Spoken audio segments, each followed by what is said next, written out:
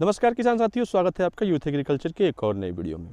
किसान साथियों, गर्मी के सीज़न में धनिया की फसल एक ऐसी फसल है जिसका रेट मानो आसमान छूता रहता है। जब अप्रैल मई जून का महीना आता है तो उस वक्त में धनिया ज़्यादा मार्केट में मौजूद नहीं होता और उसकी डिमांड जो होती है वो काफ़ी ज़्यादा होती है, क्योंकि धनिया की खेती हर किसान के बस की बात नहीं होती है। सारे किसान उसका पैदावार नहीं कर पाते हैं।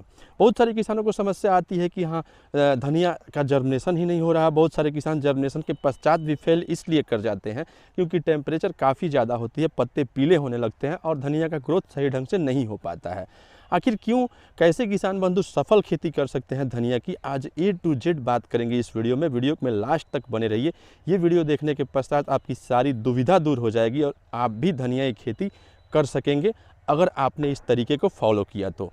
सबसे पहले तो किसान साथी, धनिया की खेती करने के लिए आपकी खेत की मिट्टी जो होती है उसमें वाटर होल्डिंग कैपेसिटी होनी चाहिए।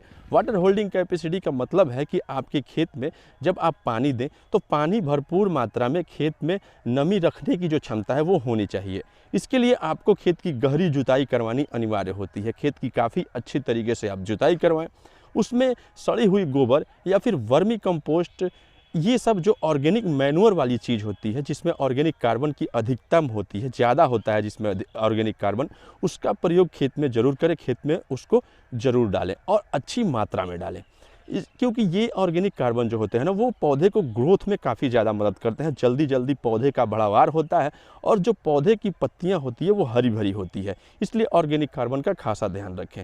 चूँकि गर्मी में रेट ज़्यादा होता है धनिया का, तो आपको काफ़ी सारे चुनौतियों का सामना भी करना पड़ता है। ऐसे ही आपको रेट तो मिलता नहीं है, ज़रूर कुछ ना कुछ बात होती है तभी आपको रेट मिलता है। सड़ी हुई गोबर या फिर वर्मी कंपोस्ट डालने के पश्चात इसमें एकड़ के हिसाब से आप 1 बैग DAP का प्रयोग जरूर करें। DAP यानी कि डाई अमोनियम फॉस्फेट अपने खेत में ज़रूर डालें। उसके साथ में संभव हो तो 1 बैग सिंगल सुपर फास्फेट भी डालें। कोई सिंगल सुपर फास्फेट का ज़्यादा रेट नहीं होता है और इसका काम ये होता है कि वो खेत की जो pH लेवल है उसको बना करके रखता है। इससे मिट्टी की ताकत बढ़ती है। सिंगल सुपर फास्फेट के साथ में आप 30 किलो के हिसाब से पोटेशियम का प्रयोग खेत में ज़रूर करें। संभव हो तो आप इसमें नीम की खली या फिर क्लोरोपाइरीफॉस ज़रूर डालें। क्लोरोपाइरीफॉस जो दानेदार फॉर्म में आता है, ये कीटों से पौधे को, जड़ों को बचाती है, कीटनाशक है। तो ये इन दोनों में से अगर जैविक विधि से करना चाहते हैं तो नीम की खली डाल सकते हैं, नहीं तो आप इसमें क्लोरोपाइरीफॉस जो दानेदार आता है उसको डाल सकते हैं। इतनी चीज़ डालने के पश्चात खेत की काफ़ी बारीक जुताई करवाएं। संभव हो तो उसके बाद उसमें पानी छोड़ दें। अगर आपके खेत में नमी की मात्रा नहीं ही होगा, अगर गर्मी में आप धनिया की खेती करते हैं तो पहले पानी खेत में ज़रूर जमा लें। पानी छोड़ने के 2 से 4 दिन के पश्चात में आप एक बार फिर से अपनी खेत को रोटर के माध्यम से या फिर अगर आपके पास छोटी पावर टिलर है, पावर बीडर है, तो अपने खेत को एक और जुताई करवाएं, हल्की जुताई करवाएं, क्योंकि उस वक्त बीज आपको डालनी है और उसके पश्चात आप बीज डालें। बीज डालने के लिए आप छींटा विधि का भी प्रयोग कर सकते हैं। किसान काफ़ी सारे पुराने पारंपरिक विधि का भी प्रयोग कर सकते हैं। नई तकनीक का भी इस्तेमाल उसमें होता है। नई तकनीक का इस्तेमाल ये होता है कि जिस मशीन से गेहूं की बुआई होती है, जो मशीन गेहूं की बुआई के लिए हम प्रयोग में लाते हैं, उसी में खाद और बीज मिला करके डाल दिया जाता है। जिस मशीन से गेहूं, सरसों की बुआई होती है, उसी मशीन से हम धनिया की भी बिजाई कर सकते हैं। वो बीज को लाइन बाई लाइन अच्छे तरीके से क्यारियों में डालते जाता है।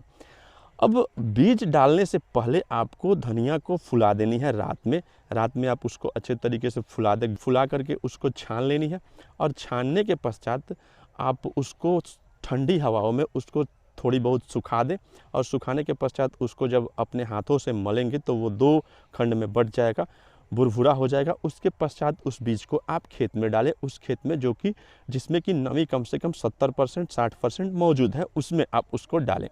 डालने के पश्चात आपकी बीज काफ़ी जल्दी अंकुरित हो जाएगी, तुरंत बीज का जर्मिनेशन हो जाएगा। और जब जर्मिनेशन हो जाए, आपकी खेत में नमी की मात्रा कम दिखे तो सिंचाई समय समय पे ज़रूर करें। सिंचाई करने के साथ ही आप अगर पत्तों में हल्की फुल्की पीलापन देख रहे हैं, जल्दी ग्रोथ चाहते हैं, तो आप NPK 19-19-19 जो कि घुलनशील फॉर्म में आता है, उसके साथ में ह्यूमिक एसिड का स्प्रे समय समय पे करते रहें। साथ में एक हल्की फुल्की इंसेक्टिसाइड मिला सकते हैं। हालांकि इसमें इंसेक्ट ज़्यादा आते नहीं है, लेकिन आप उसके लिए इमिडाक्लोरोपिड या फिर जो पुड़िया आती है, गजनी, बैताल या फिर एडमायर के नाम से, आप उसका स्प्रे अपने खेतों में कर सकते हैं। लेकिन आप सिंचाई का खासा ध्यान रखें, क्योंकि हमने ऑलरेडी सारी जो बेसल डोजेज में ही हमने सभी खादों की पूर्ति कर दी है। अगर थोड़ी सी दिखे कि हाँ हमारे ग्रोथ में समस्या आ रहा है तो कैल्शियम भी आप ऊपर से दे सकते हैं, नहीं तो NPK 19-19-19 और ह्यूमिक एसिड इसके लिए काफ़ी है।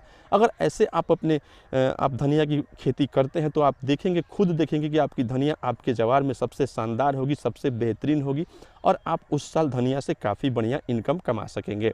वीडियो अच्छी लगी तो वीडियो को एक लाइक ज़रूर करेंगे, चैनल को सब्सक्राइब जरूर करेंगे। मिलते हैं अगले वीडियो में, तब तक के लिए जय हिंद।